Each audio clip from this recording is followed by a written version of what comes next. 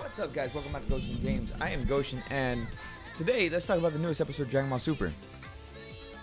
This video is coming a little late because I've had a very busy day, and so yeah, you guys are gonna get like 4 or 5 notifications all at once, and yeah, I'm gonna wake you guys up. Probably not, but anyways, yeah, sorry about the late video. My bad. It is like 4 o'clock in the morning. I'm recording this video now. It's Monday. With that being said, let's talk about the video, or you know, the latest episode, which I thought was a freaking, it was a fun episode. It was awesome. Like we finally got to see some teamwork happen, which, you know, which is what everybody's been saying, and we got to see a little bit of strategy going on, because, like, you know, one thing I was worried about, you know, in the last episode, seeing everybody just go off in their separate ways, you know, Vegeta, Goku, Frieza, Android 17, with them going off in their separate ways, you know, I'm like, okay, well then there goes all the talk about teamwork and stuff, so, and about planning and this and that. It's all out the window.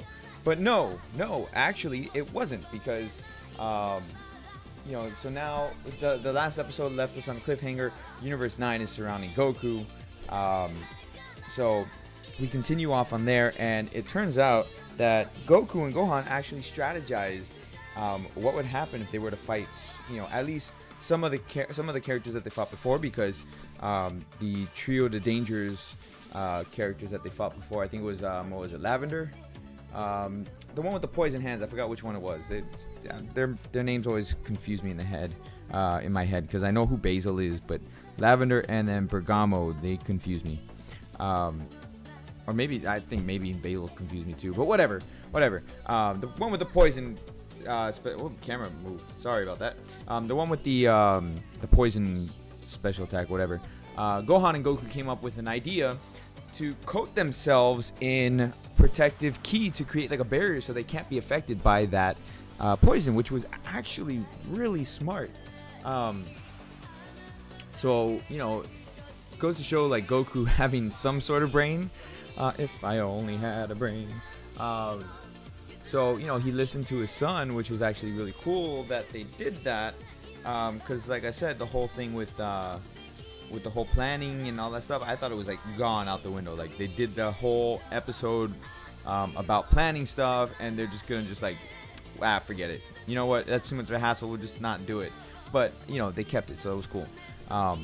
The other cool thing was, like, it was basically Vegeta and Goku versus Universe 9 in this, and I really enjoyed the fact that we got to see them finally work together as a team, in a sense, because it took a while for them to actually start working together.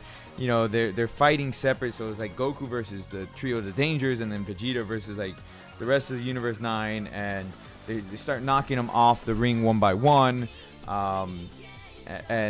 and then we had a funny moment with Frieza. He was like getting ready to torture one of the guys from Universe 9, and he's like, "I'm out of here," and he runs off the freaking he runs off the arena. He's like, "Oh, I'm safe," and then their freaking Supreme Kai's like, "Why did you run off the stage and come back here?" He's like, "What?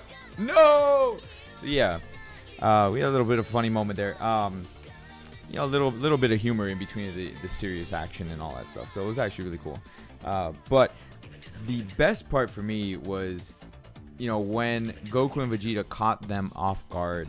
That was awesome, because, you know, that the biggest thing is, like, they're holding back their energy so that way they can last in these massive fights. Because granted, this is probably like the second minute in 48 minutes, because, you know, the last episode was 1 minute, so this is probably another minute, and so, you know, they need to be able to conserve all their energy, so they're all in their base forms.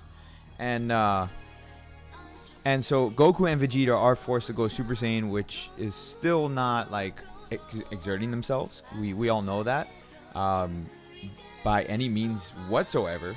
And so, like, we got to see them working together, like, at the end, and they did a final Kamehameha without being Vegito, which was awesome. That was so freaking cool. Man, they gotta bring that into the video games. They got to. That, oh man, like, if you guys play Dokkan Battle, which a lot of you on my channel do, we have the father-son Galagun cards with Vegeta and Future Trunks. Dude, we need a Goku and Vegeta final Kamehameha card where, you guys know where I'm going with this. But anyways, that was just like a cool moment. And then after that, the episode got super dark. We got to see our first universe being erased. We also got a glimpse of something else, which threw like a whole bunch of red flags in my book. Because one thing is like, is the Grand Priest, is he evil? And I've thought about it a lot, and this episode kind of pushes it even more. Like, is it really Zeno's idea to erase the universes, or is it the Grand Priest's idea? Because why else? Here's the other thing: like, he doesn't want any of the angels being erased, so they have immunity, because I think they're his children. So the Grand Priest, like, for me, it sounds like he's behind all of this, and that could be foreshadowing, like, what's to come when the tournament ends. Like, could it be that they figure it out? Like, the death god, the god of destruction, start plotting together, and they figure out what's going on. Maybe Whis tells them, because like Universe 9, their angel, he does not seem like a good guy at all whatsoever. And so, with that being said, like, I don't consider Whis a bad guy or a bad character, a villain, or anything. I think Whis is a hero, or a good guy, a good character, whatever you want to call him. I strongly, wholeheartedly believe he's on their side. Unlike some of the other angels, unlike the Grand Priest, I think, in all honesty, the Grand Priest does not like the fact that Zeno takes a liking to Goku. And because of the way that Zeno is, like how childlike he is, and how innocent he is, I don't think it was his plan to erase the universes. I honestly believe it's the Grand Priest. And you get a lot of hints in this episode regarding it. We see Universe 9's angel. He full on looks evil, dude. He, like, if I could point him in a lineup, man.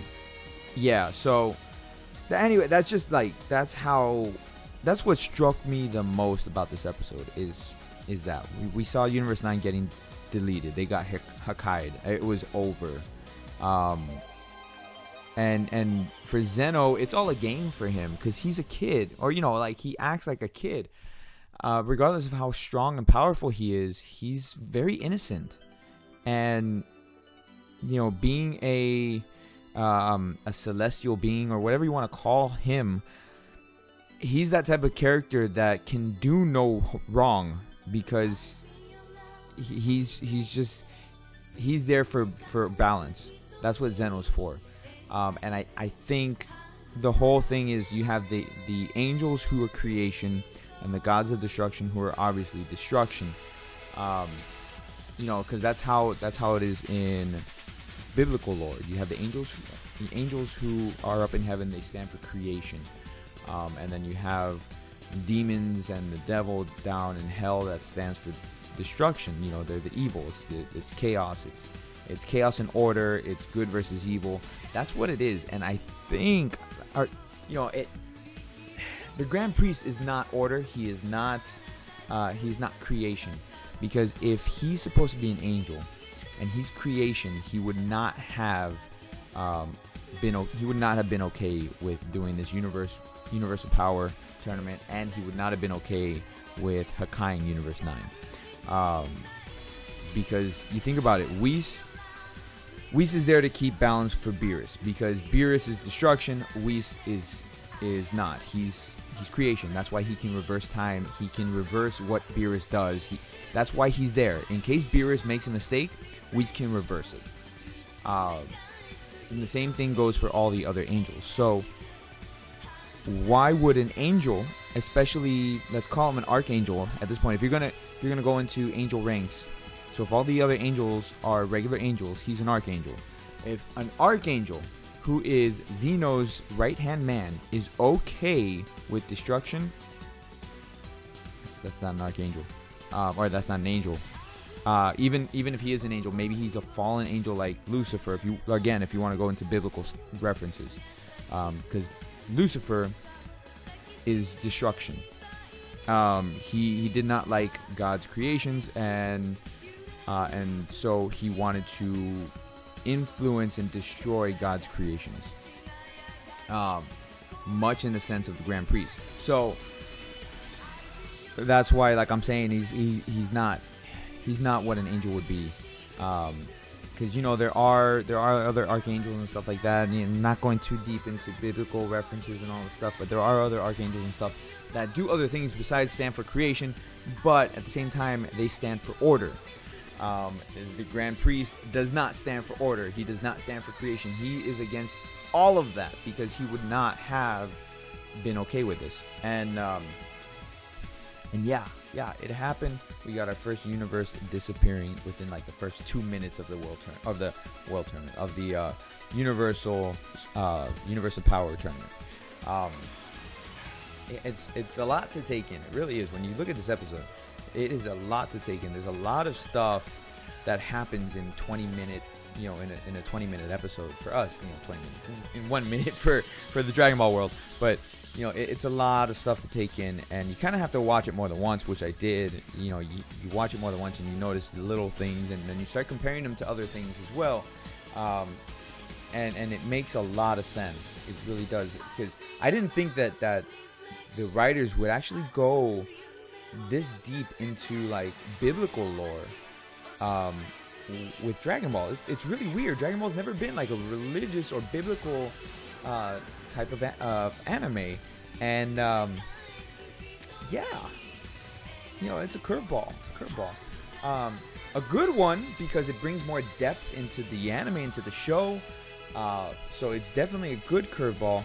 But that's oh boy, if that's the case, if they're going that far into it, then how the hell? Because if we're going to compare him to anybody, then you got to compare the Grand Priest. He's Lucifer. If we're going that deep, how the hell are they going to beat Lucifer? Because he's the one who wants all this to happen. Yes, Goku wants it to happen too, because he's just stupid. But the Grand Priest wants all this to happen. He made the arena. He pushed for it. So it's really.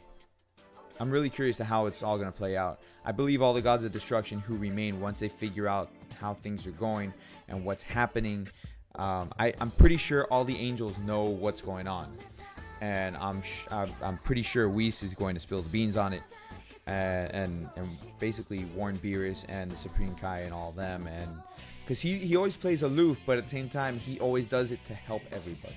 So I mean, this is all speculation at this point. It's all speculation just from what I noticed in the episode.